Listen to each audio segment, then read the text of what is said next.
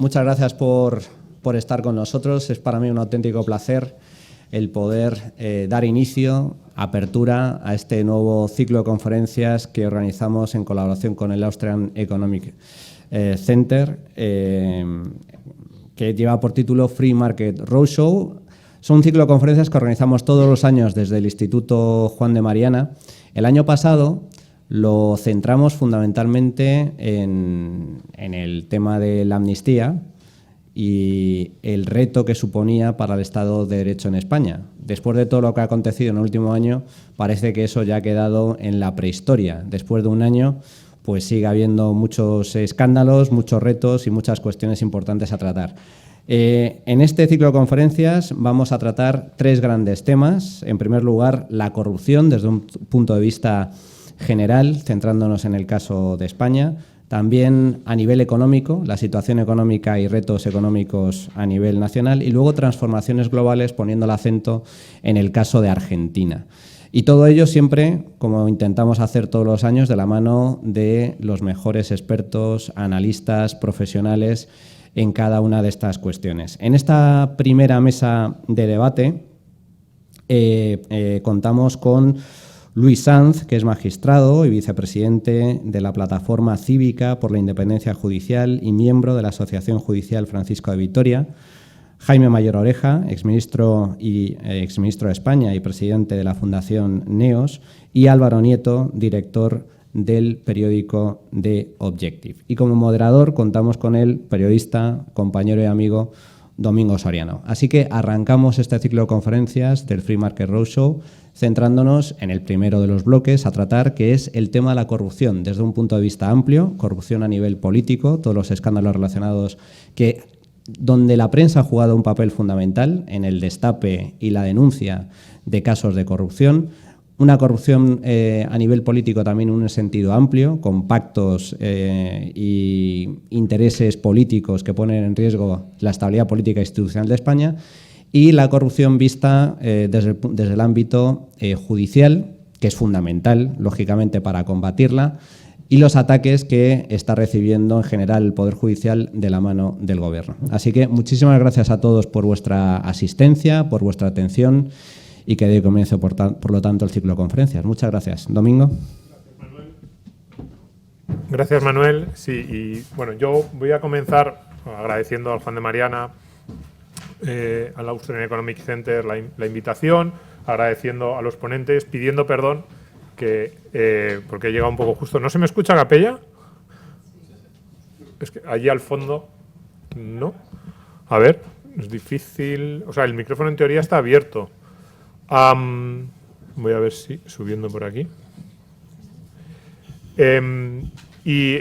Agradeciendo y dándoles la palabra, porque creo que cada uno de ellos quería hacer una pequeña introducción al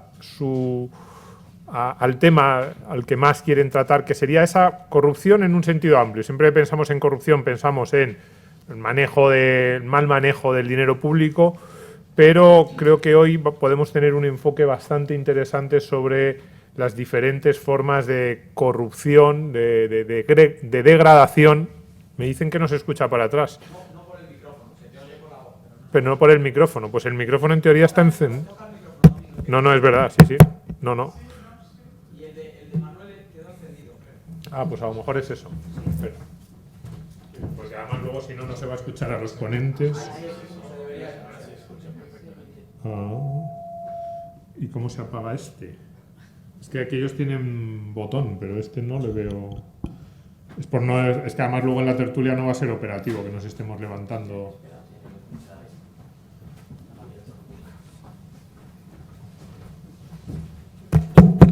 Vale, que no sonaba. ¿Debería escucharse igual? Bueno, ahora ya sí. Ahora ya parece que sí. Bueno, pues vamos con ello. Y esa pequeña introducción, no hemos pactado un orden. No sé si hay... Pues que empiece Jaime, el señor Mayor Oreja, al que yo le agradezco muchísimo que esté aquí, por su experiencia, por todo lo que sabe sobre los temas que va a tratar, sobre esa corrupción institucional, podríamos llamarla, sobre ese proceso de degradación, y porque estamos en un ámbito, el Juan de Mariana, el Austrian Economic Center, se llama esto Free Market Roadshow, y muchas veces asociamos la palabra libertad a, bueno, a cuestiones que son relevantes, pues decimos, pero parece que ser más liberal es bajar 2 o 3 puntos el IRPF. Y sí, eso está muy bien. Yo abogo porque bajemos 2 o 3 puntos el IRPF. De hecho, probablemente el señor Mayor Oreja estuvo en algún gobierno en el que yo habría preferido que bajasen un poco más los impuestos. Pero la palabra libertad, la palabra libertad en España, si tiene una encarnación, si le podemos poner una foto, es la de todas aquellas personas que en los años 70, 80 y 90 dijeron en el País Vasco: por aquí yo no paso, no estoy dispuesto a quedarme callado, me la voy a jugar.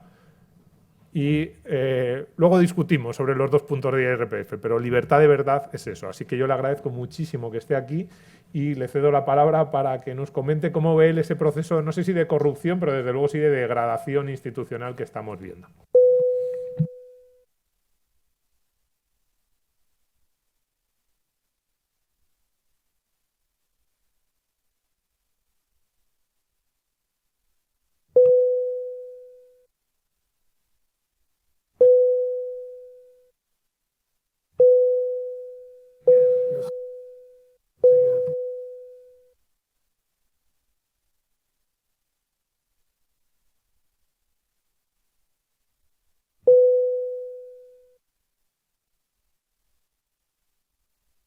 Mira, este sí va. Ese va.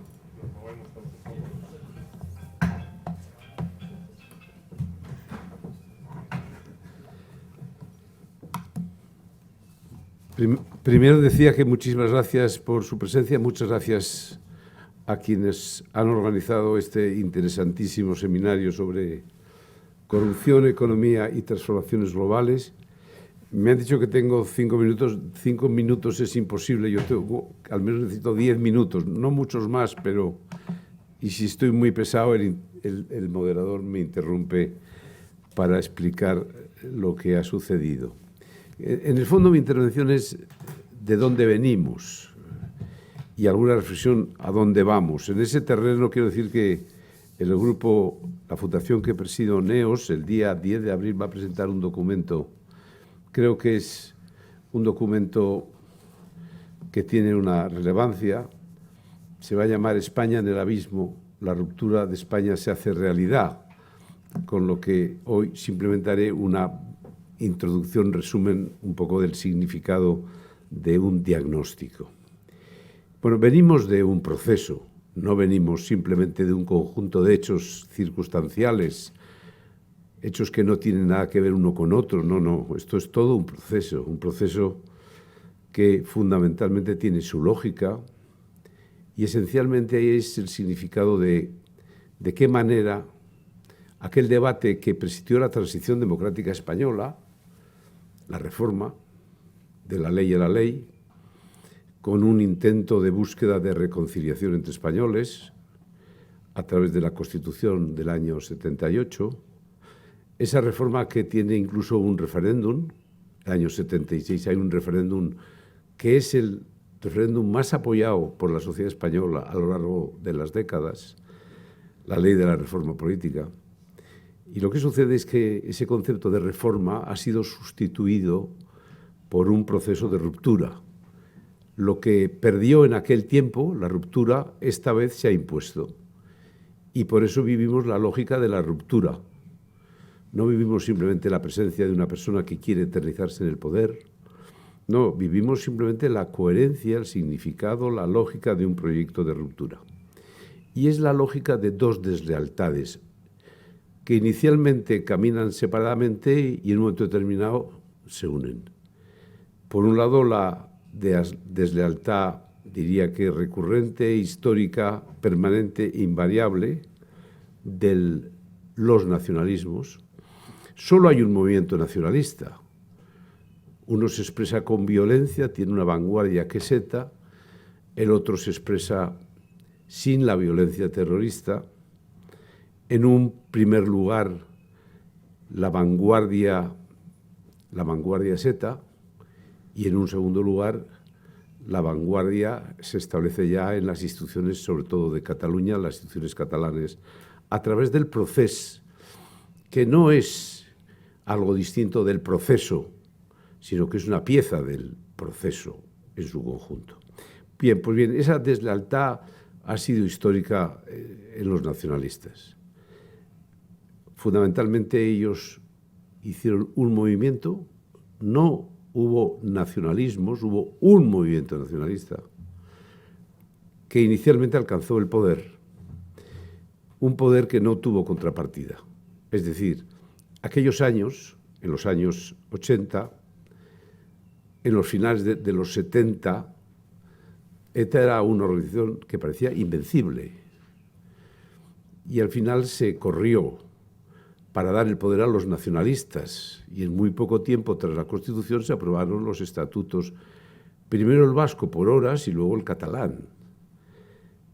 Pero el primer hito del nacionalismo fue el poder. Había que alcanzar el poder y eso se expresa muy claramente con un proyecto cultural de Pujol en el año 2000. Pero en los años 70 el nacionalismo avanza en el poder.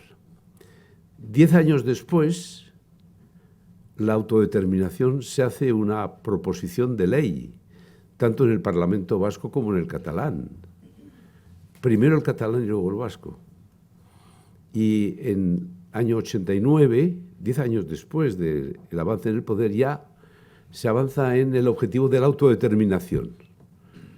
La autodeterminación se define como un objetivo en Cataluña y la autodeterminación se define como otro objetivo en el País Vasco 2 meses después, casi al unísono. Y el tercer hito es el hito en el que al nacionalismo, fundamentalmente tras los acontecimientos de julio del 97, es decir, el asesinato de Miguel Ángel Blanco y previamente la liberación de Ortega Lara, solo un acontecimiento. El primero fue un éxito de la Guardia Civil, de las fuerzas y cuerpos del Estado. El segundo fue la venganza pura y dura, cruel, con un asesinato a cámara lenta. Y entonces el nacionalismo catalán y el vasco, pero primero en ese sentido el vasco, hacen que el PNV y ETA se asocien a través del Pacto de Perpiñán, el 16 de septiembre del año 98, en donde el Partido Nacionalista Vasco, pactando una tregua trampa con ETA, determina esencialmente el objetivo de la autodeterminación como un objetivo ya inmediato. Y en todas las estructuras del nacionalismo vasco, es decir, Guipúzcoa Burubachar, Euskadi Burubachar, Araba Burubachar, Navarra Burubachar, lo que se compromete ya el Partido Nacionalista Vasco y lo que quedaba de escisión Eusko Alkartasuna con ETA, alcanzar la autodeterminación, pero esta vez no como en aquellas proposiciones de ley de los años 80, sino esta vez a finales de los 90, una década después, se alcanza fundamentalmente ya el objetivo inmediato de la autodeterminación como objetivo del conjunto del nacionalismo. Es verdad que ante esta situación alguien diría cuántos errores cometimos los que no éramos nacionalistas, pero a toro pasado todos somos manolete. Y es verdad que en aquellos tiempos era muy difícil escaparse de la necesidad de la exigencia de dar sin contrapartida, sin saber formular la contrapartida de lealtad que exigía el poder. Y eso significó que el nacionalismo siguió desarrollando los hitos a los que antes yo me he referido. Pues bien, esa es una deslealtad permanente, recurrente, histórica e invariable. Lo que sucede es que hay otra segunda gran deslealtad, que es una deslealtad ya sobrevenida, que se produce en la izquierda. Hay quien culpa todo esto a la Constitución del año 78. No, fue esencialmente a quienes dentro de aquellos que habían apoyado la Constitución entienden, comprenden que es necesario que ETA no sea simplemente un mero adversario, no, es un aliado que inicialmente es un aliado potencial y luego es un aliado real. Y eso significa que hay una fecha clave para entender esta deslealtad sobrevenida del socialismo, que es el resultado de las elecciones generales del año 2000. En el año 2000 hay unas elecciones generales y el PP adquiere mayoría absoluta.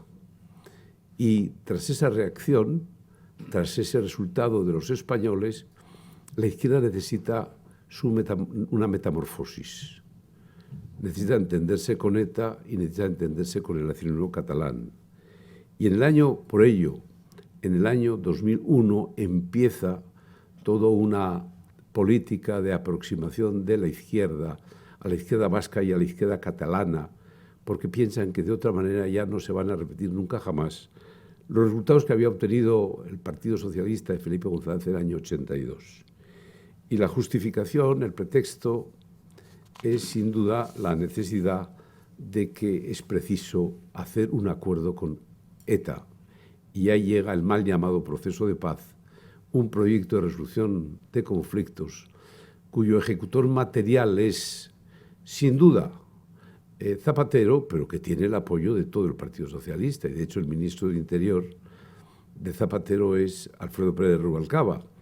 Y por eso intervienen personajes importantes del socialismo español, desde Felipe González hasta Javier Solana, porque creen que ellos van a ser capaces lo que nosotros, desde el Partido Popular, no terminamos de rematar, aunque realmente hemos debilitado a una organización como ETA de una manera tan inequívoca que pensamos en aquellos años que es posible derrotar ya a ETA.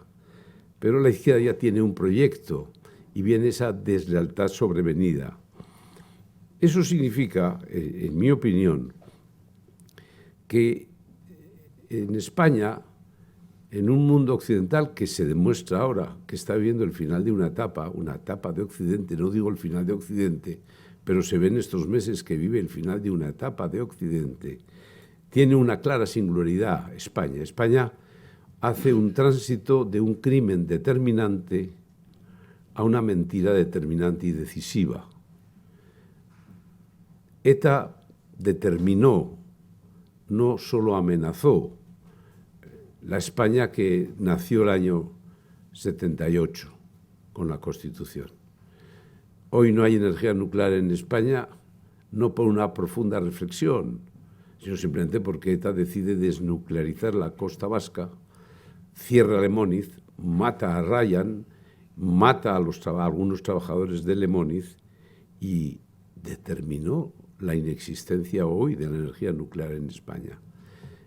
Hubo comunidades, la mía, que de pronto adquirieron algo así como el concepto de la nacionalidad histórica, un error que se comete en la Constitución introduciendo el término de nacionalidad, pero es verdad que parecía que País Vasco eran comunidades históricas cuando realmente éramos en la historia simplemente extremidades de dos grandes reinos, Castilla y León y Cataluña. ¿Y quién determinó esa velocidad diferenciada de las autonomías? El crimen, la violencia terrorista. En el año 2004 hay un cambio de gobierno en España. ¿Se produce porque hay un gran apoyo popular hacia el Partido Socialista y Rodríguez Zapatero? No. Un crimen determinante marcó un cambio de dirección y cambió la historia de España.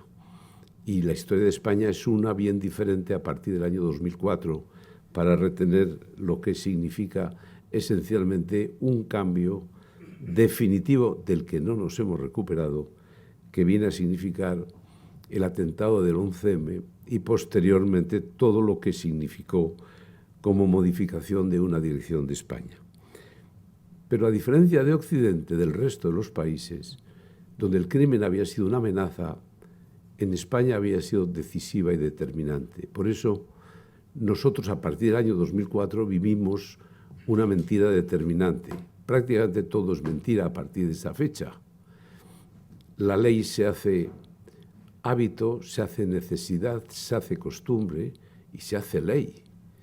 Y hay un conjunto de leyes que se producen porque hay que sustituir la determinación del crimen.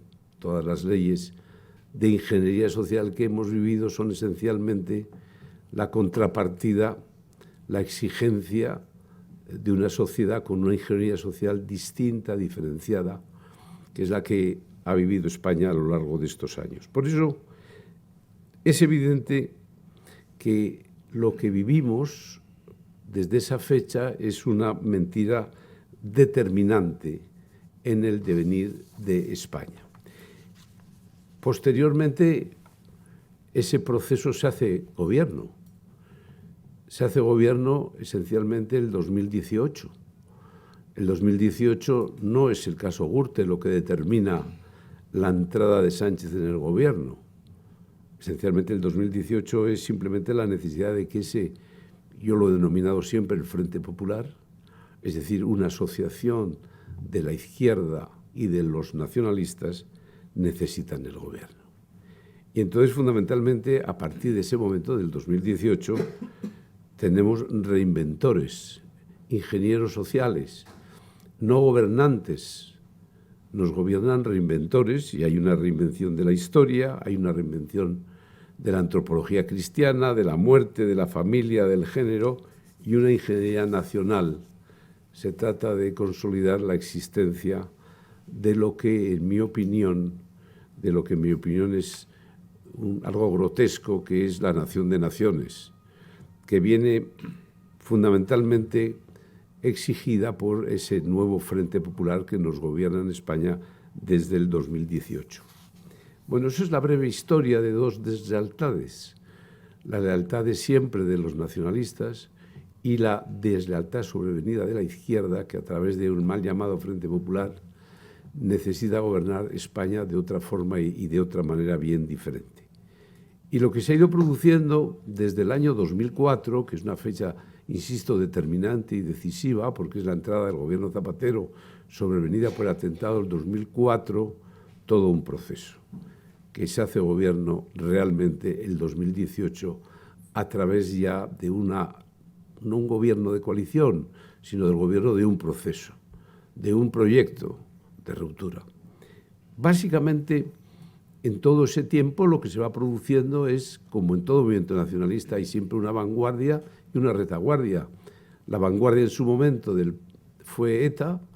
Cuando ETA deja de matar con unas sucesivas treguas trampas, al final la vanguardia llega a Cataluña. Y así van llegando sucesivamente los pactos que enlazan con Perpiñán, es decir, ETA más el Partido Nacionalista Vasco. Llega el Pacto del Tinel en el año 2003, en donde ya lo que se produce es una marginación de la derecha como alternativa. Luego llega el Pacto de Perpiñán, en el que ETA, por primera vez en su historia, llega a Cataluña y con otra tregua trampa, exige que Esquerra Republicana de Cataluña se sume al proyecto de ruptura y, evidentemente, luego llegaría el proceso ya en el año 2012-2014. En definitiva, lo que se ha producido es la suma de dos grandes deslealtades. Una de la deslealtad del nacionalismo, que nunca ha dejado de estar, y luego la deslealtad de la izquierda, que necesita arbitrar otra fórmula de gobierno en España, que nos malgobierna. Esa es la esencia de la esencia. Esa es la esencia del proyecto de ruptura, que es el que ha sustituido al proyecto de la reforma. Termino diciendo y dando por ello pie al final, pero con el arranque que he tenido, pues que vivimos no en cualquier momento, estamos viviendo un agravamiento de este proyecto de ruptura. Y un agravamiento del proyecto de ruptura primero porque era lógico, es decir, la ruptura nunca se detiene. La ruptura no tiene capacidad de marcha atrás. La ruptura es un proceso que necesita dar pasos, jalones e hitos, igual que el nacionalismo en su conjunto.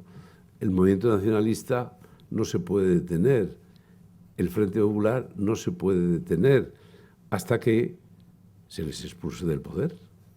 Pero mientras es un proceso permanente, continuo, que afecta a la disgregación nacional, que afecta a la justicia, que afecta al deterioro del Estado de Derecho, que afecta a la nación, que afecta a la disgregación. Por eso, ahora que estamos en una época en la que se habla tanto del rearme, que yo creo que es necesario, Europa había perdido el sentido de su geografía y de su historia. Europa no es un continente, Europa es una península dentro de un continente y no nos habíamos ocupado de los problemas de verdad. Seguridad, defensa, inmigración no han sido objeto muchas veces de objetivo de la Unión como tal. Habíamos estado en el debate, como decía Dalmacio Negro, en las últimas décadas de la Europa de las ocurrencias. Cómo conseguimos que el aborto forme parte de la Carta de Derechos Fundamentales de Europa, cómo conseguimos llevar la ideología del progreso al extremo, y eso es lo que nos está produciendo esta situación. Entonces, la reflexión última es que hace falta, antes que un rearme material, que lo necesitamos, y Europa lo necesita, pero hace falta un rearme moral, que es del rearme moral no se habla nadie, no lo habla nadie, ¿no? Y España está en una situación más delicada que en cualquier otro lugar, porque España ha sido una nación determinada en la historia por la mentira. La leyenda negra nos encerró, la leyenda negra nos enfrentó, y no digo del final de la etapa visigoda antes de los islamistas, en donde también los anglosajones una vez más hablaron de la etapa oscura después del Cuarto Concilio de Toledo, preludio de la llegada del islamismo a España en el año 711, ¿no? En definitiva, hace falta un rearme moral. Hoy yo me atrevo a decir que España no está muerta, pero agoniza, y cuesta entenderlo, ¿no?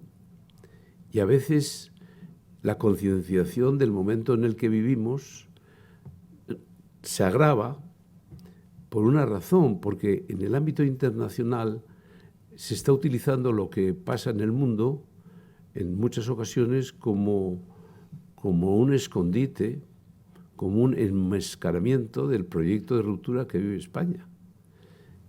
Y eso es lo que en estos momentos se está produciendo.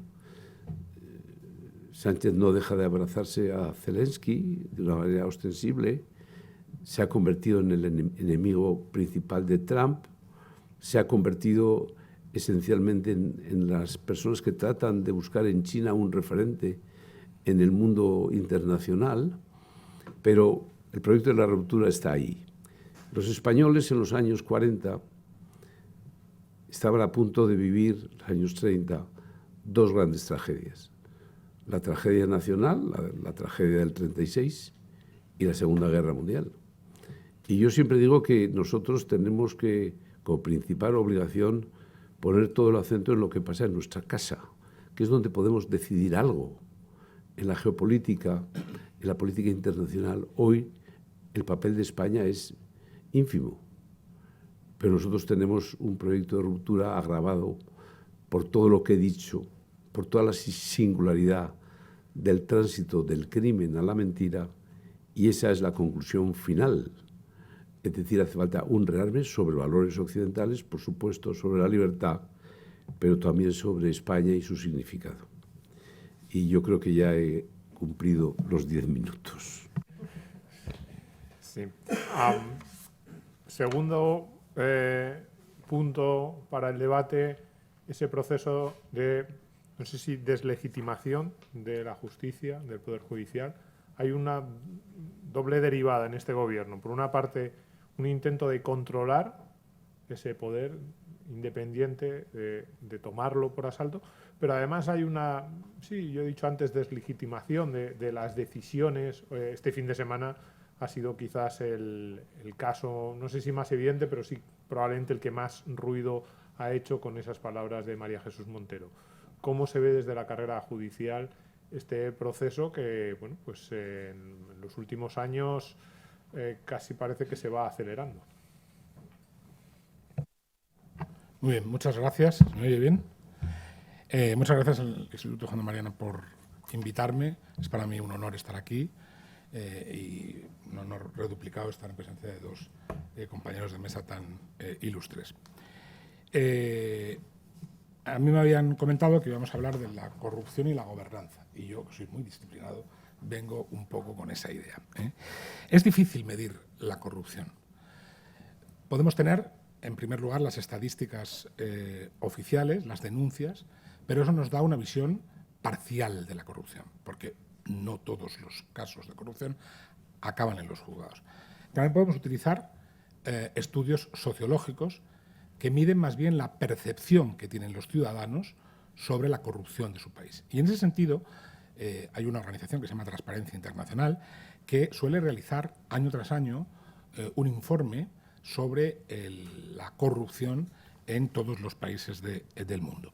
Analizando ese informe, para ilustrarme a fin de poder hablar aquí, yo quiero empezar diciendo, a lo mejor de forma un poco provocadora, que España no tiene un problema de corrupción sistémica. Me refiero, en España no te detiene un guardia civil y te pide una mordida para impedir sancionarte, o no tienes la necesidad de acudir a un soborno para obtener una mejor atención médica. Eso es verdad y eso por ahora es así. Sin embargo, es preciso significar, con arreglo a ese informe, que España, en ese ámbito general en el que estoy ahora moviéndome, está avanzando lentamente de forma muy negativa. En el año 2000, España ocupaba el puesto número 20 de los países en función de la corrupción. En el año 2023 ocupa el número 60. Por tanto, es evidente que hombre, si lo ponemos en relación con todos los países del mundo, todavía tenemos una cierta esperanza. Sí, nos queda Burkina Faso, no es una broma, quedan muchos países, pero hay que reconocer que estamos empeorando. Segundo punto. España no tiene un problema de corrupción del estamento funcionarial. No lo tiene desde un punto de vista generalizado.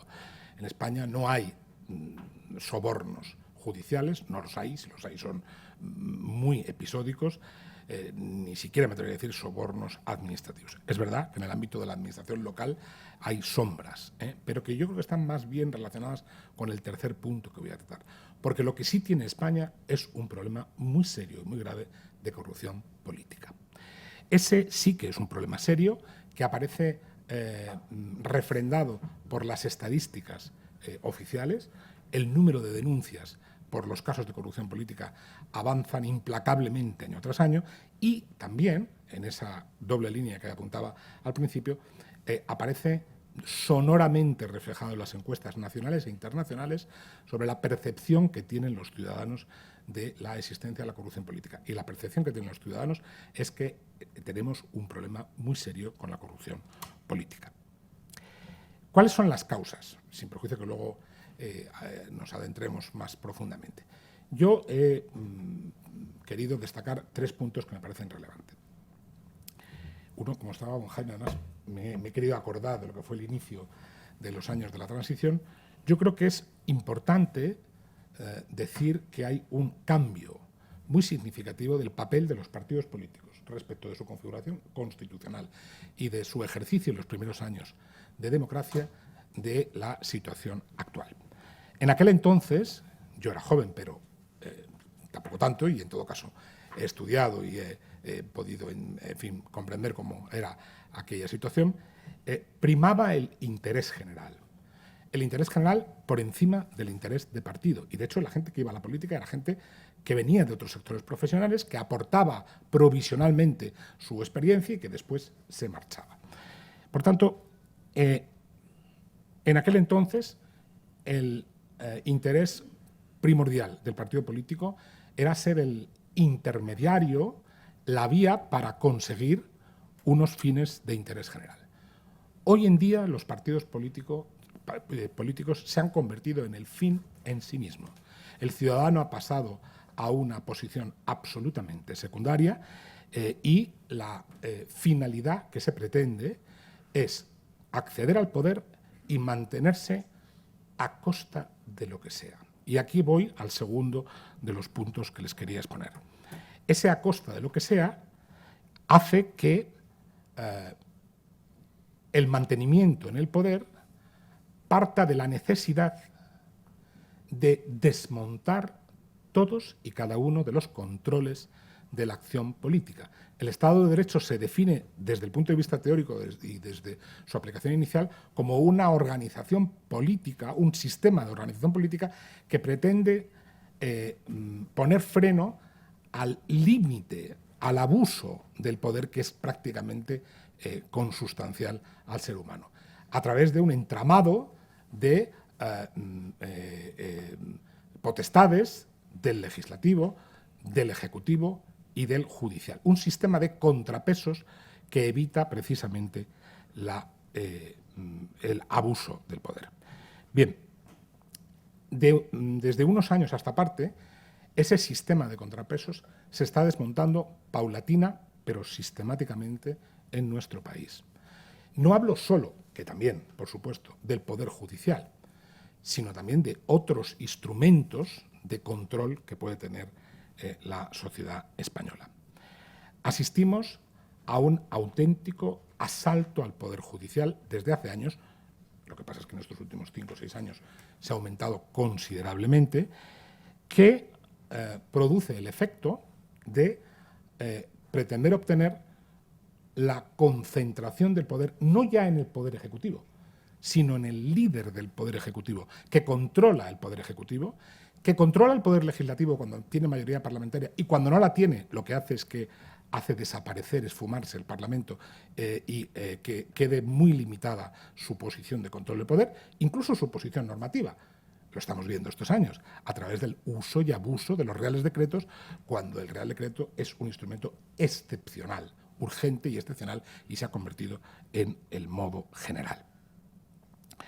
Y, por supuesto, a través del Poder Judicial. Lo que pasa es que aquí el camino está a medio hacer. Es decir, hay un intento claro de, lo decía antes el moderador, por un lado, desmontar la función de control que es esencial en el Poder Judicial, particularmente en las esferas penales, cuando se juzgan las actuaciones constitutivas de infracción penal de los políticos, y en la esfera contenciosa administrativa. Eso es lo que preocupa. El ámbito laboral y civil preocupa, por eso yo estoy muy tranquilo en ese ámbito, ¿no? Pero, quiero decir, la idea es desmontar esa función de control del poder, y para eso, y eso no es nada casual, lo que hay que hacer es deslegitimar día a día, minuto a minuto, al Poder Judicial, a los jueces. ¿Cómo?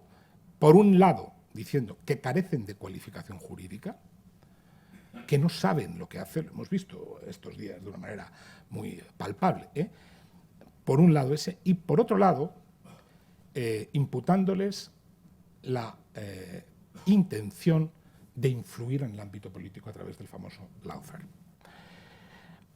Bien, por ahora el Poder Judicial resiste, y resiste porque tiene unas características que se quieren desmontar, ahora diré cómo, pero todavía resiste de una manera bastante generalizada. Y el tercer punto, partidos políticos, deterioro institucional, desmontaje, digamos, de la separación de poderes, está en lo que yo llamo la consolidación de una justicia paralela o dual. Una justicia para el común de los ciudadanos, una justicia con las normas de derecho propias de ese sistema, exigente y rigurosa como debe ser, y una justicia liviana, por no decir inexistente, para una casta política que no quiere control, que no quiere de ninguna manera responder ante los tribunales. En un artículo que precisamente se ha publicado hoy mío, yo lo denomino como un país, dos justicias. La idea es no solo ya mantener los privilegios, algunos razonables, de inmunidad, inviolabilidad y aforamiento, algunos muy discutibles, los aforamientos muy discutibles, que no existen en otros países del mundo como Alemania, o que aparece muchísimo menos amplio y extenso en países como Italia o como Francia. Pero junto a esas excepciones, esos privilegios, hemos asistido, sobre todo en estas dos últimas legislaturas, a un ir mucho más allá. Por ejemplo, reformando el Código Penal, si hace falta para dejar sin efecto delitos, sedición o disminuir las penas de los otros, con la finalidad de que por el principio de aplicación de ley penal más favorable se rebajaran las penas de los condenados por el golpe de Estado en Cataluña. O, por ejemplo, utilizando de una forma masiva el derecho de gracia, los indultos, para conseguir dejar fuera de la acción penal a los condenados, sobre todo en el proceso. Por si no fuera poco, se ha dado un paso muy significativo.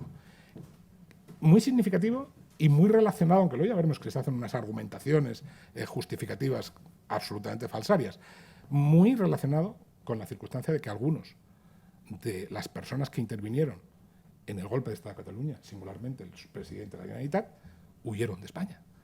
Y entonces esos mecanismos a los que he hecho referencia no eran suficientes y se inventó el siguiente paso, un paso tremendo, que es la ley de amnistía, que es un ataque frontal al Poder Judicial, a la separación de poderes y al Estado de Derecho, y que pretende nada más y nada menos que ni siquiera se deje a los tribunales juzgar a los que pudieron haber cometido infracciones penales. Una ley, desde mi punto de vista, absolutamente inconstitucional y que seguramente en poco tiempo, o sobre la que en poco tiempo se pronunciará el Tribunal Constitucional. También hemos asistido, y esto sí que viene de lejos, y aquí tengo que decir que es imputable al Partido Socialista, pero también al Partido Popular, la necesidad o la intención de controlar el Consejo General del Poder Judicial. Esta historia empezó en el año 1985, empezó con los gobiernos de Felipe González y lamentablemente se mantuvo la situación a pesar de que el Partido Popular obtuvo 2 mayorías absolutas y no supo tomar la decisión correcta, que es la que, por cierto, existe en todos los países de Europa, que al menos una parte mayoritaria del órgano de gobierno de los jueces sea elegida por los jueces. Ese fue el origen del Consejo General de Poder Judicial. Se pretendía desapoderar al Poder Ejecutivo de la materia estatutaria que afecta a todo nuestro régimen, responsabilidad, disciplina, precisamente para preservar la independencia de los jueces.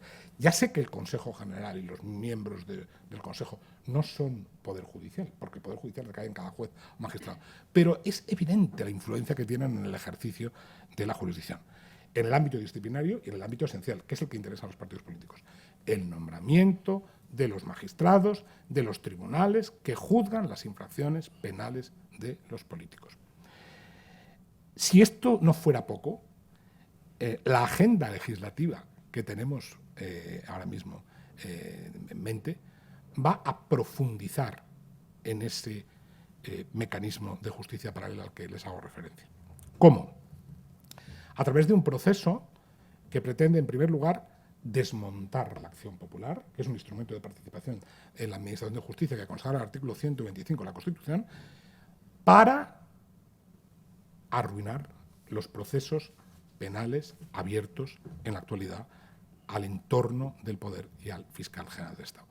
Porque desmontada la acción popular y con una fiscalía más dependiente que nunca del gobierno, esos procesos, se lo digo claramente, van al archivo, sin contemplaciones.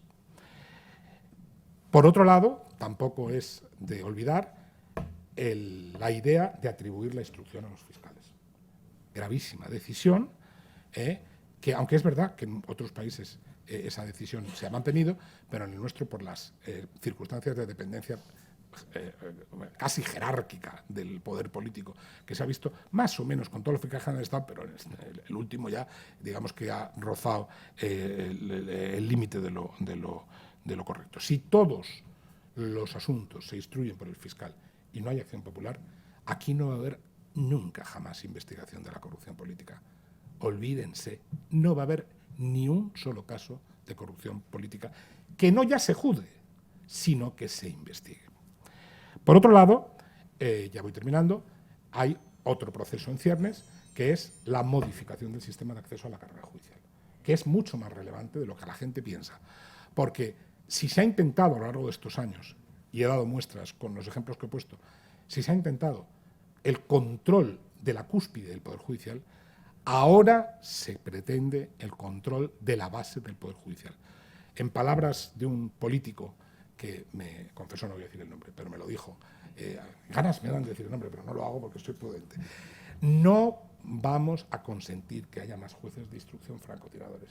No va a haber más jueces de instrucción francotiradores. Por tanto, no es que ya controlemos o intentemos controlar el enjuiciamiento, tenemos que controlar la instrucción. Y la idea es esa. ¿Qué se va a hacer? Pues fíjense, se va a residenciar la preparación de los opositores en el ámbito de un órgano que depende del Ministerio de Justicia, el Centro de Estudios Jurídicos. Como decimos en los tribunales, no hay más preguntas, señoría, al respecto. Y por último, el papel del Tribunal Constitucional.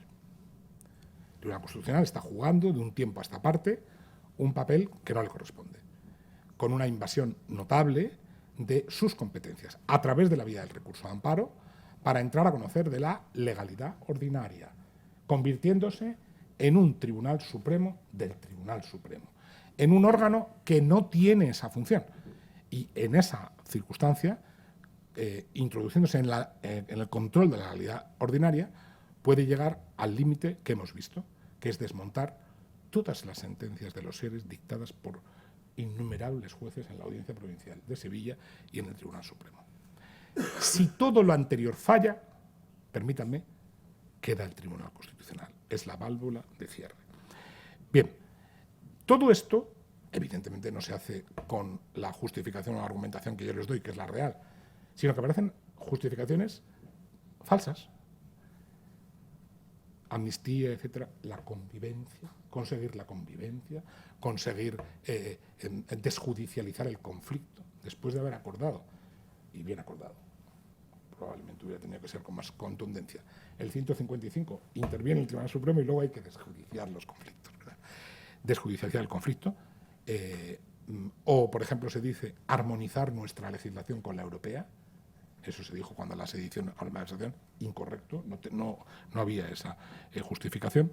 En fin, una serie de justificaciones que encubren, y ya termino, la verdadera finalidad, que es conseguir la impunidad de las acciones constitutivas de infracción penal del partido gobernante o de los que le apoyan o de sus familiares. Es que ya vamos extendiéndonos en esa línea. Bien, yo lo último que tengo que decir es que, como juez, llevo 36 años en la carrera judicial y tengo muy claro que el derecho no lo puede todo, como decía el profesor de Constitucional Aragón, no lo puede todo, pero sin el derecho no hay nada. No hay Estado de Derecho, pero tampoco democracia. Muchas gracias.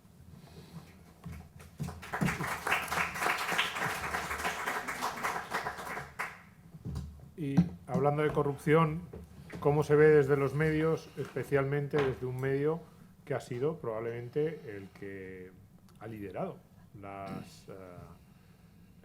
el descubrimiento de algunos de los casos más llamativos de este gobierno? El caso, ya no sabemos cómo llamarlo, Koldo, Ábalos, porque venía de una primera derivada que era Delphi, y Begoña Gómez, va teniendo ramificaciones. También desde los medios se ve una deriva preocupante desde el punto de vista de la élite política, pero también de a lo mejor la molestia que pueden suponer determinados medios y cómo desde el gobierno se está intentando acallar algunos de ellos.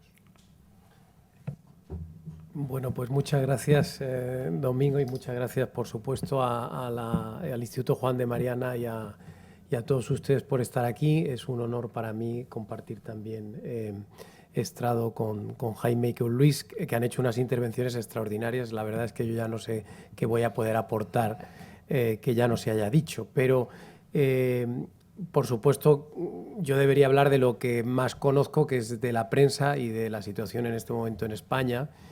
Efectivamente, yo creo que los periodistas hemos tenido un papel relevante, o algunos periodistas, durante todos estos años, en la revelación de determinados escándalos. La mayoría de los escándalos de corrupción que ustedes conocen hoy día han nacido en la prensa.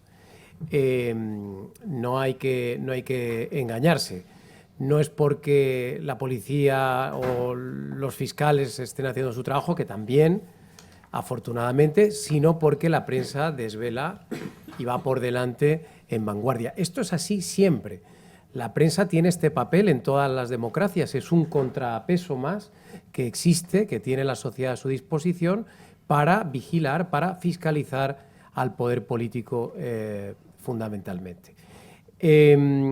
Todo esto, efectivamente, yo pondría el punto de origen en enero del año 2020, En enero del año 2020 es cuando desvelamos, afortunadamente, el equipo que yo dirigía entonces en el periódico Voz Populi, pero que bueno, que ahora estamos en The Objective la mayoría de nosotros.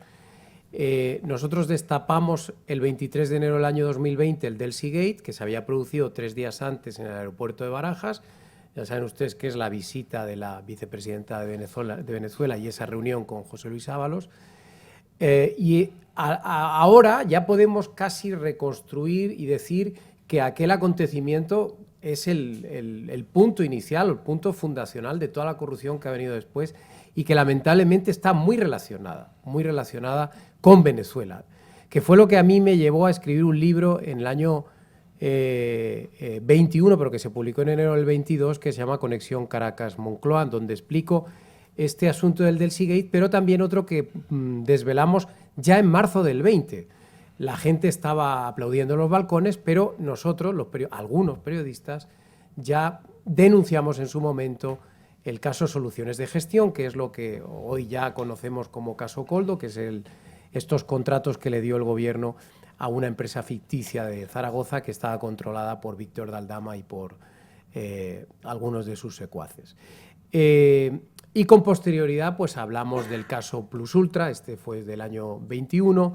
Con posterioridad hablamos de las andanzas del ministro Ábalos y de por qué le habían echado del gobierno, y ahí ya incorporamos toda la parte que tenía que ver con la prostitución, con las fiestas, con el descontrol de los gastos tanto en el Partido Socialista como en el gobierno, de los gastos del ministro. Y con posterioridad hemos ido sumando a la película, pues por supuesto, a Jessica, a Andrea y a todas estas chicas que nosotros conocemos desde hace años, pero que bueno, que ustedes conocen desde hace menos. También a eso se ha sumado el caso Begoña Gómez, que tiene que ver con todo lo demás, porque no se nos deben olvidar dos cosas. Que Begoña Gómez, cuando estaba, digamos, muy relacionada con Globalia, en ese momento una persona importantísima para Globalia también era Víctor de Aldama, que es uno de los cabecillas de la trama. Es decir, no olvidemos nunca que ahí hay un vínculo que todavía está por aclarar, que conecta directamente a la Moncloa con la trama que se está investigando en los tribunales. Y luego llegamos al caso del hermano, que efectivamente el caso del hermano podríamos decir que a lo mejor es un tema menor, anecdótico, pues no lo es tanto, porque también tiene una vinculación un tanto peculiar que todavía está por esclarecer, pero que es cuando menos paradójica, y es que qué casualidad que el pueblo de Portugal, donde está empadronado, donde ha estado viviendo el hermano del presidente del gobierno, es donde tiene varias empresas Víctor de Aldama. Ya es casualidad que coincidan en un país tan grande como Portugal el hermano del presidente del gobierno y el jefe de la trama, uno de los jefes de la trama. Nosotros, los periodistas, estamos haciendo nuestro trabajo y yo particularmente, como les decía al principio, llevo dirigiendo al equipo de periodistas que fundamentalmente están sacando todo esto desde el año 2020, pero tengo que confesarles que yo me he sentido muy solo y nosotros nos hemos sentido muy solos durante todos estos años. Afortunadamente, claro, el tiempo va colocando a cada uno en su lugar, los casos que hemos ido destapando se han ido judicializando, la mayoría de ellos, y afortunadamente, pues ya fruto de las investigaciones judiciales ya se atreven a hablar de esos casos otros medios de comunicación más grandes. Pero durante muchos años hemos estado muy solos y nadie hablaba de lo que estábamos desvelando y nadie nos agradecía el trabajo ni por lo menos nos, en fin, animaba a seguir. Las presiones, como se pueden ustedes imaginar, han sido constantes. Esto para un periodista es algo normal, es decir, si un periodista se dedica a hacer su trabajo, que es tocarle las narices al poder, lo habitual es recibir presiones por parte del poder político. No te van a llamar nunca guapo. Pero es cierto que las presiones desde el año 2020 particular han sido extraordinarias.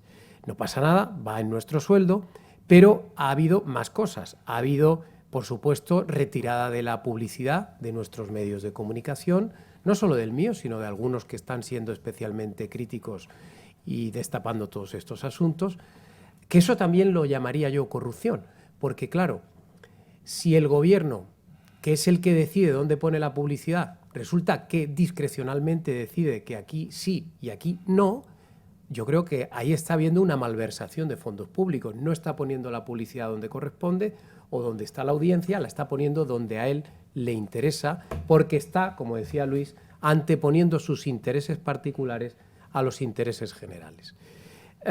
Por tanto, como ustedes se imaginarán, yo no cuento con un solo céntimo de publicidad institucional ni del Gobierno de España ni de las empresas públicas controladas por el Gobierno de España.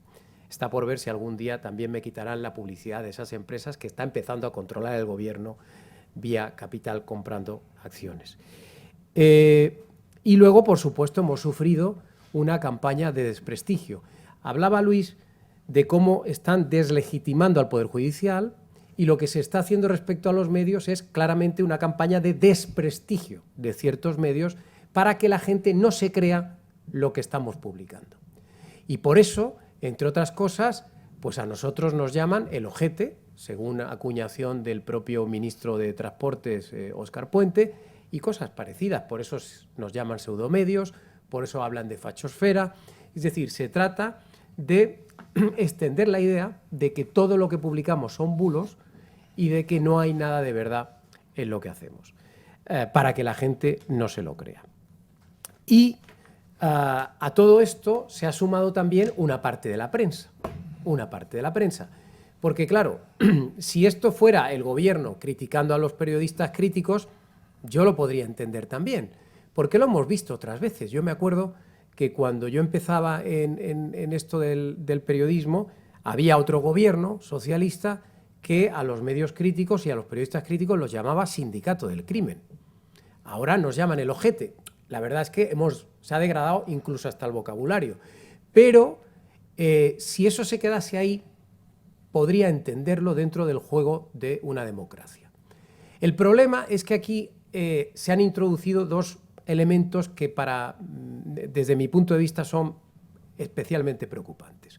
Primero, es que hay una parte de la prensa jaleando al gobierno para que persiga a los periodistas críticos.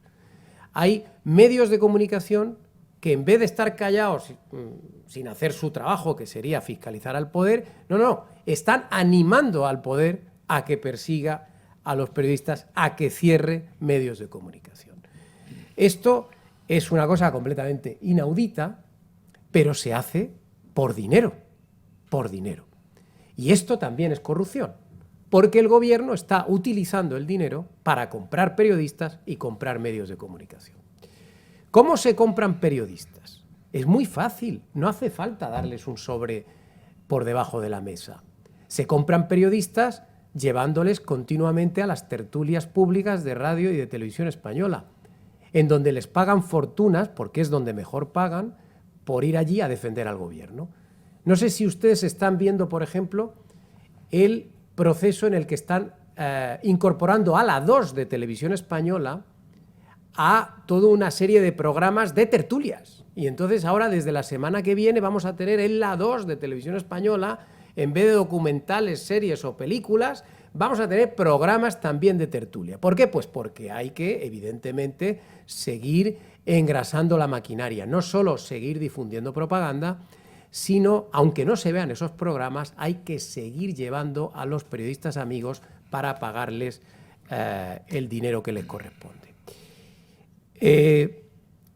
Y, por supuesto, también está la compra de medios. ¿Cómo se compran los medios? Con publicidad institucional, como les decía yo antes. Tienen ustedes que saber que el Gobierno de España ahora mismo es el principal anunciante de España. Esto no sucede en ningún país avanzado del planeta. Normalmente es una gran empresa el principal anunciante. En España siempre lo fue durante muchos años el Corte Inglés, luego lo heredó Telefónica, Movistar, y en cualquier país del mundo lo normal es eso, un gran banco, una empresa de telecomunicaciones. Aquí no, aquí el principal anunciante es el Gobierno, que ha venido incrementando progresivamente el presupuesto en publicidad institucional dedicada a los medios, pero que lo administra de una manera completamente caprichosa, beneficiando a sus amigos y castigando a sus enemigos. Y no solo es el gobierno, sino que están también las empresas públicas controladas por el gobierno, que hacen exactamente lo mismo. En España, de los 10 principales anunciantes, hay 3 empresas públicas controladas por la Moncloa: Correos, Loterías del Estado y Renfe. y las tres hacen exactamente lo mismo.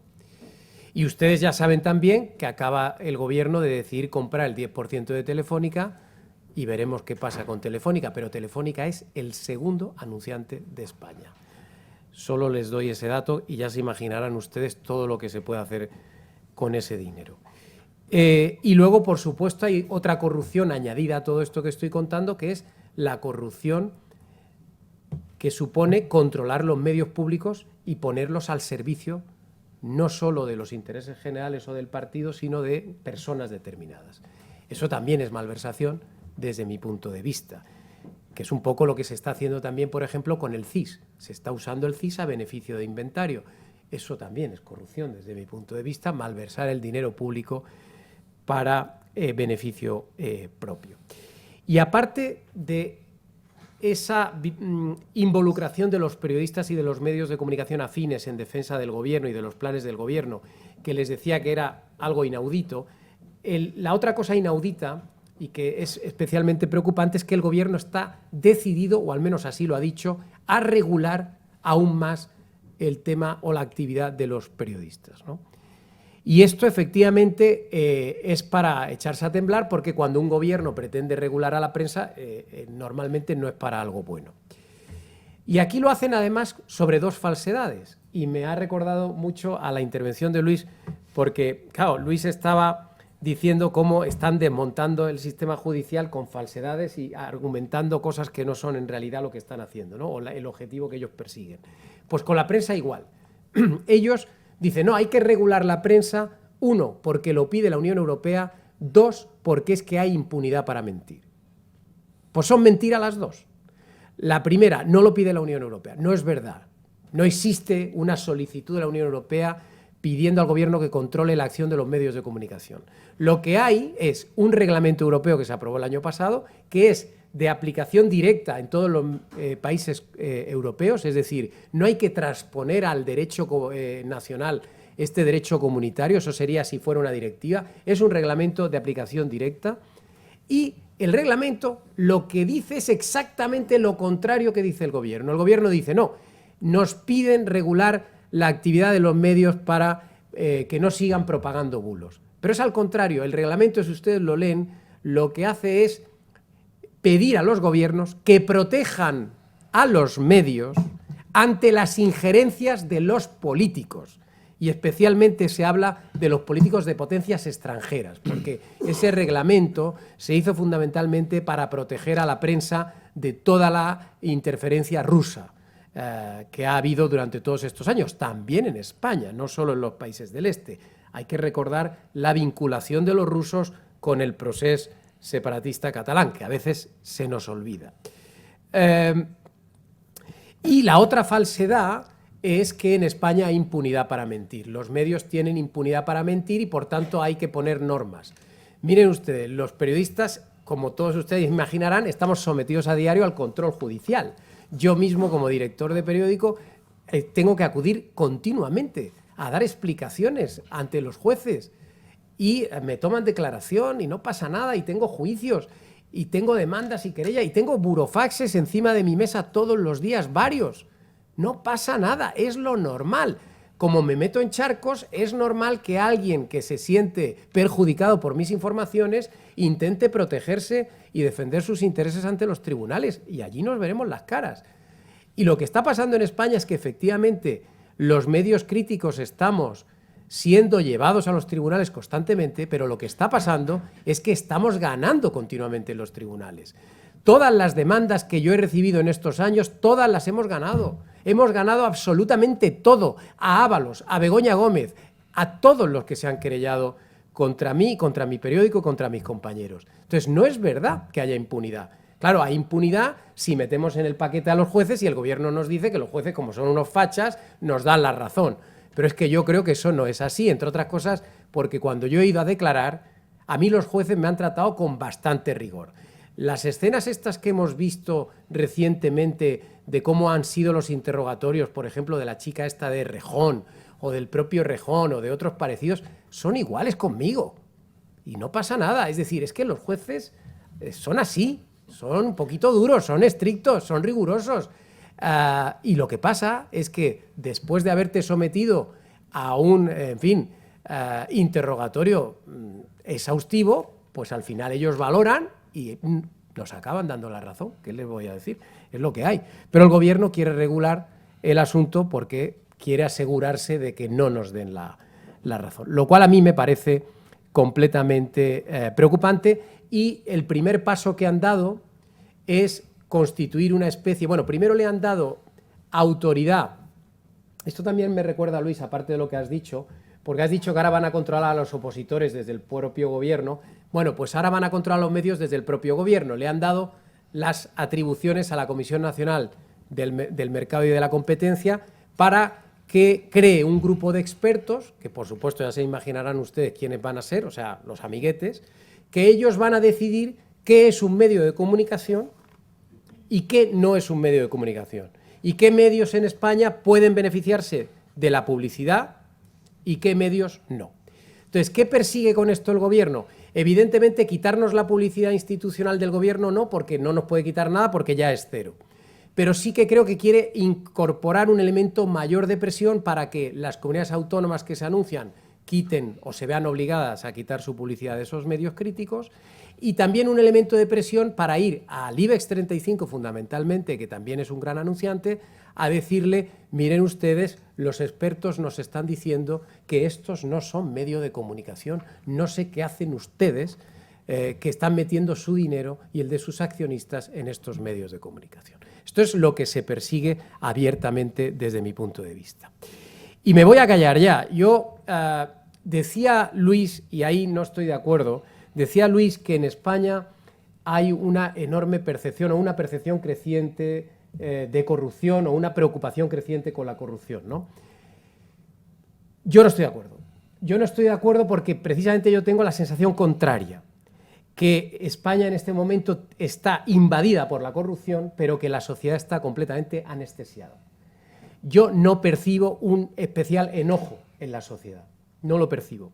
No percibo una gran movilización social ante la que está cayendo. Es que nunca habíamos visto, no solo en España, sino en cualquier país de Europa, a la mujer del presidente del gobierno imputada por casos de corrupción, al hermano del presidente del gobierno imputado por casos de corrupción, a la mano derecha del gobierno Ábalos imputada por corrupción, al fiscal general del Estado imputado por corrupción. Es decir, ¿qué más tiene que pasar? O sea, a mí mucha gente me dice, estamos esperando la prueba definitiva. ¿Pero qué prueba definitiva? O sea, necesitas más pruebas para saber que estamos rodeados de corruptos. ¿Pero qué pruebas necesitamos? Si lo raro es que no haya 5 millones en las calles protestando y rodeando la Moncloa. Es que con la que está cayendo no sé qué más tiene que ocurrir, sinceramente. O sea, no esperen milagros. No podemos esperar más milagros. Hemos hecho una cosa dificilísima, que es, con un gobierno en vigor, sacarle todas las vergüenzas. Que normalmente en España eso se hacía a posteriori, cuando cambiaba el gobierno.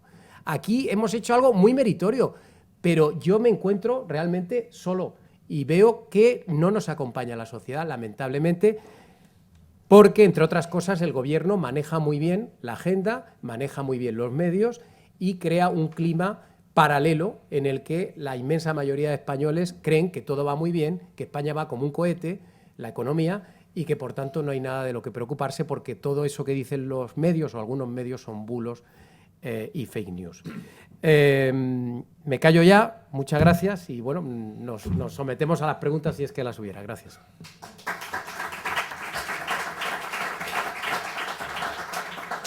Sí, voy a lanzar yo la primera pregunta, hago uso de mi condición de moderador y luego si alguien más del público quiere lanzar alguna. Y mi pregunta sería para los tres un poco en esta última línea, en esto último que apuntabas, Álvaro,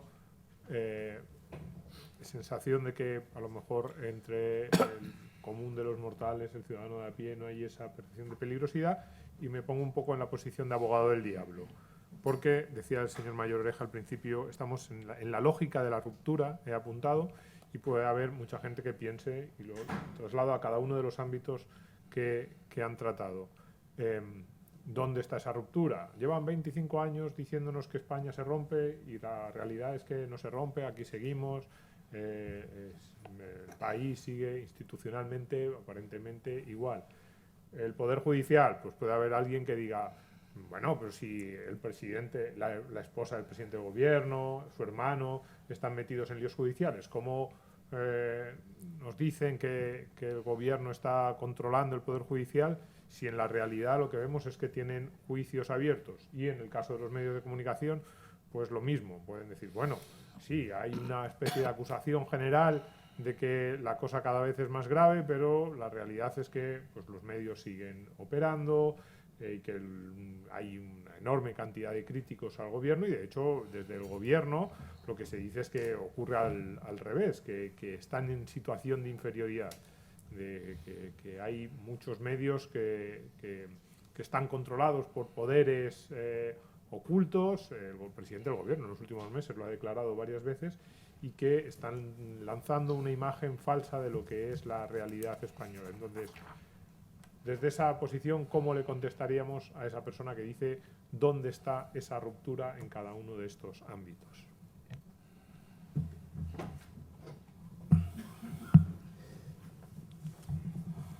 Bueno, yo coincido en que la sociedad está más anestesiada que activa. Es que yo creo que la crisis no solo está en los partidos. Es decir, la crisis está en general en todo el ámbito público. La diferencia entre la generación que hicimos la transición, yo era un crío en el momento de la transición, es que estaban los mejores en la vida política. Los mejores letrados al Consejo de Estado, los mejores diplomáticos, los mejores notarios, los mejores profesionales. En el ámbito económico menos, pero en general lo que se ha impuesto es la mediocridad. Pero no solo en la vida política de los partidos. Si uno analiza la lista de los obispos, en la última década la mediocridad también ha avanzado sustancialmente. Es porque es una sociedad que se ha hecho cómoda. Y una mentira que siempre, casi siempre es cómoda, puede sobre una verdad incómoda. El hecho es que nosotros vivimos en España una crisis que yo creo que viven en otro grado los países occidentales. Nosotros vivimos una crisis de nación. Yo ayer recordaba que en el año 96, cuando iba a ser ministro de Interior, coincidí en una manifestación con Javier Arzayus, que me dijo, él sabía que yo iba a ser ministro de Interior, faltaban semanas, y me dijo, no te equivoques, España nunca ha sido, nunca será una nación como Francia, Alemania, Inglaterra, ni siquiera Italia. Esa crisis de naciones, yo creo que la base de lo que hoy padecemos y sufrimos, y la corrupción, parte de una crisis de nación. Y es porque yo el año 2004 denuncié el proceso, el 2004, y me quedé solo, pero también en mi partido.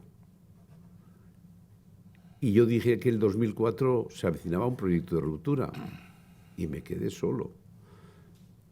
Y fundamentalmente tampoco los medios de comunicación en general entendieron lo que teníamos delante de nosotros. La soledad está unida a la fortaleza, es decir, la fortaleza te lleva a la soledad. Y eso es lo que de alguna manera hoy vivimos. Cuando me preguntan, ¿pero por qué es más grave la situación de España que, por ejemplo, la alemana? Pues que en el País Vasco el proyecto de ETA ha ganado.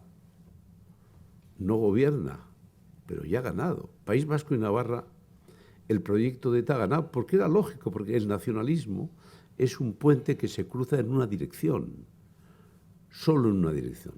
Sociedades que son tradicionales, conservadoras, religiosas o liberales, si uno se abraza al nacionalismo, acaban siendo sociedades en las que el proyecto de ETA gana. Y el País Vasco y Navarra, ETA ya ha ganado. No gobierna, pero ya ha ganado.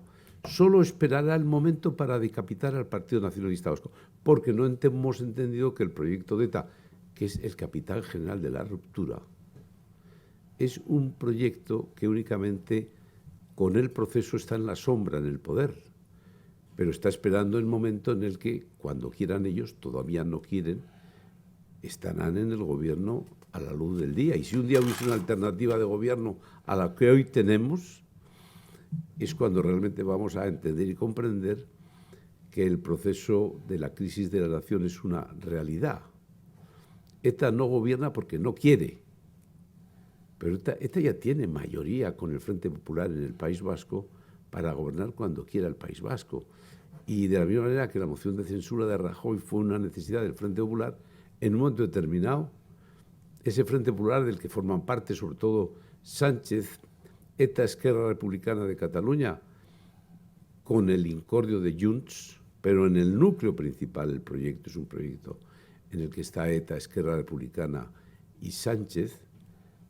Cuando tengan que aplicar ese proyecto al País Vasco y Navarra, lo harán, pero a través también de una decapitación del Partido Nacionalista Vasco. El Partido Nacionalista Vasco ya ha perdido la batalla cultural. Lo que pasa es que una vez más se pone de manifiesto que la izquierda tiene un proyecto. Es un proyecto cultural, es un proyecto desde el rencor, desde el odio, desde la animadversión o desde la vendetta, y prevalece sobre la verdad. Y en la derecha, la comodidad prevalece sobre la verdad. En conclusión, hay una crisis de la verdad y hay una crisis de la nación, porque no hemos entendido la naturaleza del proyecto de ETA que irrumpe en el País Vasco y en Navarra desde hace ya muchas décadas. Entonces parece que no pasa nada, pero pasa todo.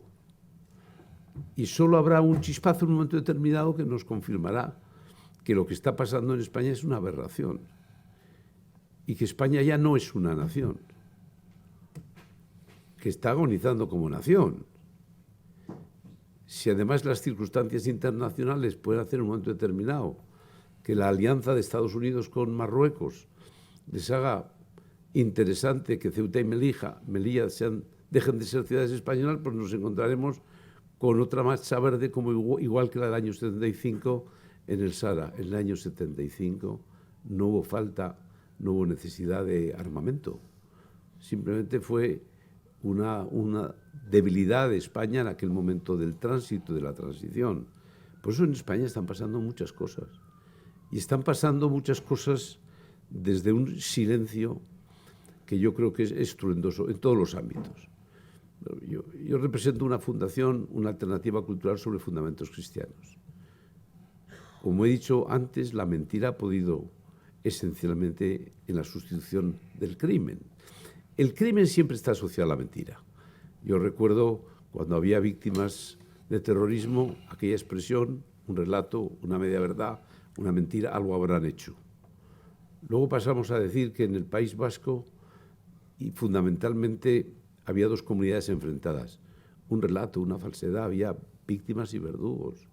Luego llegó una especie de empate infinito entre el Estado, entre la nación y lo que era ETA. Otra mentira, ya ETA, que era implacable, empezaba a perder y por eso llegaba fundamentalmente a hacer de las treguas trampas su razón de ser. Luego, los españoles, con cuántos medios de comunicación apoyando, han dicho que hemos derrotado a ETA, los españoles, cuando realmente el proyecto de ETA ha ganado. Está ganando, ha ganado. Para siempre, no lo sé, pero está ganando. Quiero yo decir que no solo es un comportamiento de mediocridad de la clase política, ¿no? Es también una sociedad muy anestesiada, muy cómoda, que prefiere una verdad, una mentira cómoda a una verdad incómoda. Por eso, claro que es necesaria una gran movilización. Pero sí hay muchas más razones para movilizarse hoy que para movilizarse cuando mataron a Ortega, a Miguel Ángel Blanco. Y hubo millones de españoles que se manifestaron, se movilizaron, con razón, desde la indignación. Falta la movilización, porque falta una alternativa política y cultural. Y hasta que no haya una alternativa política y cultural, no habrá esperanza, porque no cabe esperar nada, absolutamente nada, de ninguno de los partidos que hoy conforman este Frente Popular.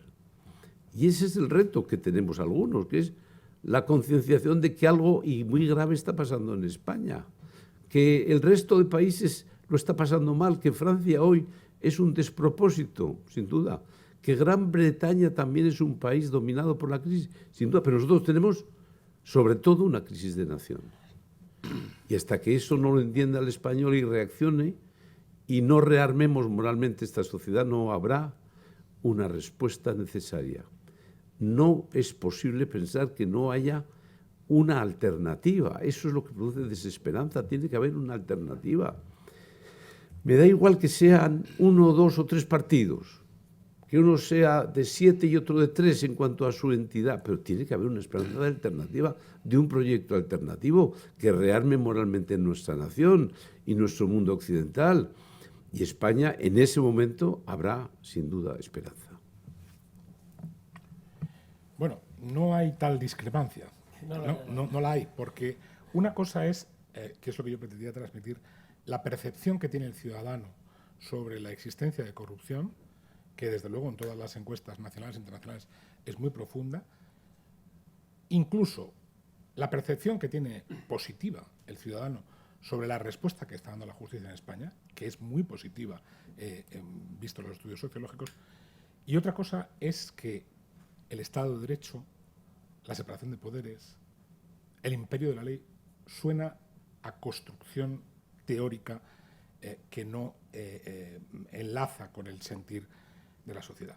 El ciudadano percibe la pérdida de sus derechos, pero no percibe bien la pérdida de los derechos de todos. No percibe el debilitamiento de la estructura del Estado de Derecho, que es la garantía de sus derechos. Yo digo muchas veces, la independencia judicial no es un privilegio de los jueces. La independencia judicial es la garantía de los derechos de todos ustedes. Y eso es lo que es verdad que la sociedad española no percibe claramente. No ocurre así en otros países. Israel y Polonia, dos países absolutamente democráticos, tuvieron movilizaciones ciudadanas cuando se atacó desde sus respectivos gobiernos al Estado de Derecho. Aquí es difícil. Yo, en mi pequeño ámbito, que es la gente con la que trato y luego pues mi participación en las redes sociales, cuando me dicen, que es una frase muy común, confiamos mucho en ustedes, confiamos mucho en los jueces. Y yo le digo, se lo agradezco mucho, pero yo lo que quiero es confiar en todos ustedes, no solo en nosotros. Como decía Kennedy, no se pregunte usted por lo que los jueces podemos hacer por ustedes. Pregúntese por lo que ustedes pueden hacer por restablecer la situación y volver a reconstruir este Estado de Derecho tan debilitado. Nuestro papel es pequeño. Nosotros ponemos sentencias y podemos hablar en estos foros, pero evidentemente quería señalar que no es una contradicción. Una cosa es la percepción del ciudadano y otra cosa es que el ciudadano no responde, al final no le engancha, porque no entiende, no le engancha estas, para él, grandes construcciones doctrinales. Cuando le dices, si tú tienes un pleito con la administración local y la justicia pierde toda su independencia y el juez local actúa al dictado del poder político, a ti no te van a dar la licencia o a ti te van a sancionar. Entonces dice, hombre, eso no, es que de eso se trata. Es que de eso se trata. Es muy curioso, y con eso termino. El ciudadano español, que a veces despotrica de la justicia, aunque últimamente las encuestas son bastante buenas, pero siempre recurre a ella. España es uno de los países con más alta litigiosidad del mundo. O sea que sí hay esa confianza. Pero hasta que no te toca tu derecho, y esto pues es una cosa, es un demérito, digamos, de la sociedad que ojalá pudiéramos superar. Completamente de acuerdo contigo, Luis. Y me parece oportuna esa aclaración porque efectivamente comparto todo lo que has dicho y yo añadiría que siempre... yo estuve viviendo 7 años de mi vida en Bruselas, tuve la oportunidad de recorrer bastante Europa en los años precisamente en los que estaba Jaime de ministro. Y yo echo en falta, efectivamente, en España una mayor preocupación sobre la democracia, ¿no? O una mayor defensa de la democracia y de las bases y del sistema. Yo echo en falta, en realidad, demócratas en España. ¿Para qué les voy a engañar? O sea, yo creo que es que los españoles son poco demócratas o entienden poco la democracia o no han aprendido aún o no hemos aprendido. Yo me tengo que incluir también qué es y cómo funciona una democracia. Y hablaba Jaime de que hay que hacer un rearme moral, yo siempre suelo hablar de que hay que hacer un rearme democrático. Es decir, tenemos quizás que ir un poco de nuevo a explicarle a la gente la importancia de la separación de poderes, en fin, de la presunción de inocencia y de tantas cuestiones básicas que parece que no importan tanto a los ciudadanos españoles, porque efectivamente a mí también me paran por la calle y me dicen ánimo, siga así, tal, no sé qué, sí, claro, y yo digo lo mismo. La democracia, la defensa de la democracia no puede recaer en exclusiva en un grupo de jueces y de periodistas. Esto es una tarea de todos. Es una tarea de todos defender lo que tenemos, porque es que como recaiga esa tarea solo en nosotros, lamentablemente creo que no vamos a ser suficientes para parar esta oleada. Estamos casi fuera de tiempo, pero una pregunta del público creo que cabe, muy rápida. ¿Alguien que quiera? Pues allí han levantado la mano el primero. Sí, me gustaría preguntarle al señor Mayor Oreja y también me gustaría escuchar la opinión del resto de ponentes. Ha hablado de comodidad, silencio y leyendo un artículo de la Constitución habla del papel del rey como árbitro de las instituciones. ¿Cree usted que el rey podría hacer algo más o está haciendo detrás sin que nosotros lo veamos algún tipo de intervención para que prevalezca el Estado de Derecho, para que no continúe el gobierno desmantelando una institución tan clave como la justicia? A mí como ciudadano de a pie me dice, no, el rey no puede hacer nada, no, el que no puede hacer nada soy yo, que soy un sencillo empresario. El rey seguramente como capitán general de las Fuerzas Armadas y como la Constitución le otorga ese poder de velador y de árbitro de las instituciones, creo humildemente que podría hacer bastante más en esta situación crítica que tenemos. Me gustaría escuchar su opinión y el resto de ponentes, por favor.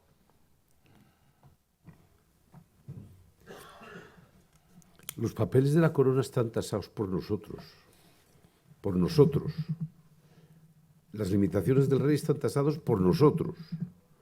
Nosotros limitamos el papel del rey. Nosotros. Ahora no podemos pedir peras al olmo. Bastante hace el rey con mantener hoy, en mi opinión, un prestigio de su persona y de la institución que está por encima de los demás. Y en mi opinión, por eso, desde luego, una de las bóvedas, una de las claves de la bóveda es el prestigio del rey. No seré yo que mínimamente diga que no está a la altura de las circunstancias. Bastante está haciendo, en mi opinión, con lo que hoy hace el rey, que es mantener un prestigio moral y un prestigio de gobernante como no lo tenemos los demás. Con lo cual, de mí no saldrá una mínima crítica y observación al papel del rey. Antes tendríamos que hacer autocrítica muchos de los que estamos hoy aquí. Que tire la piedra el que esté exento de pecado. Y probablemente hay muchos que tenemos muchas más razones para hacer caso a esa máxima evangélica que el papel tan difícil que está teniendo que asumir el rey de España, Felipe VI.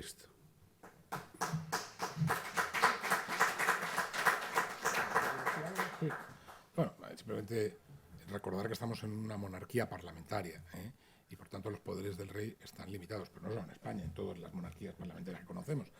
Y más allá de su papel, que es un papel relevante, a lo mejor poco visible, pero un papel relevante, de moderación de las instituciones, ni el rey puede hacer nada más que ese papel, que es un papel importante, ni se lo podemos exigir, entre otras cosas porque eso está fuera de sus prerrogativas conforme a los artículos 56 y siguiente de la Constitución. Yo suscribo todo lo que se acaba de decir aquí, pero voy a hablar de algo que me ha preocupado en su intervención. Usted ha dicho, yo soy un ciudadano normal, no puedo hacer nada o poco puedo hacer. Es verdad, me ha faltado en mi intervención anterior explicarles qué se puede hacer. Hay 6 cosas que usted puede hacer perfectamente como ciudadano y todos ustedes y todos nosotros. 1, manifestarse. 2, protestar. 3, concienciar a sus amigos, a sus vecinos, a sus familiares, en las comidas, en las cenas, a aquellos que estén dudosos, a aquellos que no se hayan enterado de las cosas, a aquellos que no estén preocupados. Cuarto, compartir las noticias y los artículos que a usted le parezcan importantes, que estén desvelando las corruptelas, que estén poniendo el acento en fin, el peligro de la democracia. Quinto, apoyar a los medios de comunicación que estamos difundiendo esas informaciones y esos artículos de opinión. Y sexto, por supuesto, votar. Votar, que ya se votó en el año 2023, en el año en el que ya teníamos un montón de estas corruptelas encima de la mesa, porque como les he dicho antes, las veníamos desvelando desde el año 20 y ya se votó mal. Permítanme la expresión, en el año 23. Es decir, que ni siquiera votar lo hemos hecho correctamente. Y todo lo que nos pasa, por tanto, es culpa nuestra. Es culpa de todos nosotros, que tuvimos la oportunidad y no lo conseguimos. Quizá los que están en esta sala sí fueron a votar y votaron a otra gente que no era el presidente del gobierno, pero a lo mejor no hicimos adecuadamente alguna de las otras 5 tareas, porque si hubiéramos ido a llamar la atención sobre nuestros vecinos, sobre nuestros familiares, sobre nuestros amigos, quizás hubiéramos conseguido una mayor movilización y un resultado distinto. Yo creo que no podemos pensar que esto no va con nosotros, que esto un ciudadano normal no lo puede arreglar. Claro que lo puede arreglar. La democracia es de todos nosotros y todos tenemos que involucrarnos para salvarla.